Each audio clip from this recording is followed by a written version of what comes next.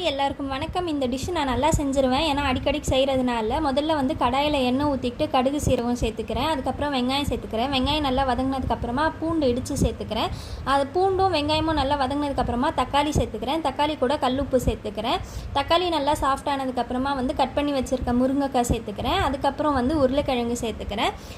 அதுக்கப்புறம் மசாலா ஐட்டம் சேர்த்துக்கலாம். கொஞ்சமாக மஞ்சத்தூள் சேர்த்துக்கிறேன். குழம்பு மிளகாத்தூள் சேர்த்துக்கிறேன். அளவெல்லாம் உங்கள் அளவுக்கு போட்டுக்கோங்க. எனக்கு அளவெல்லாம் சொல்ல தெரியாது, ஏன்னா நான் சமைக்கிறதுக்கு பிகினருன்றதுனால. இந்த பக்கம் பார்த்திங்கன்னா நைட்டுக்கு டின்னருக்கு வந்து ரெடி ஆகிட்டுருக்கு. ஒரு பக்கம் காரா பூந்தி குருமாவும் இன்னொரு பக்கம் வந்து இட்லிக்கு பேட்டரும் ரெடி பண்ணிகிட்டு இருக்காங்க. ஸோ நான் தண்ணி சேர்த்துக்கிறேன். தண்ணி கூடவே வந்து புளி ஊற வச்சுக்கலாம். தண்ணி நல்லா கொதிக்கிறப்போ நம்ம வந்து கருவேப்பிலை கொத்தமல்லி சேர்த்துக்கலாம். கொத்தமல்லி கட் பண்ணுறதுக்கு வந்து நான் நைஃப் வந்து சிங்கில் வாஷ் பண்ணுறதுக்கு போட்டு அதனால் அப்படியே சேர்த்துக்கிறேன். இப்போ வந்து நான் கொஞ்சமாக வந்து புளி சேர்த்துக்கிறேன். புளி வந்து கொஞ்சமாக சேர்த்துக்கிட்டாலே போதும்.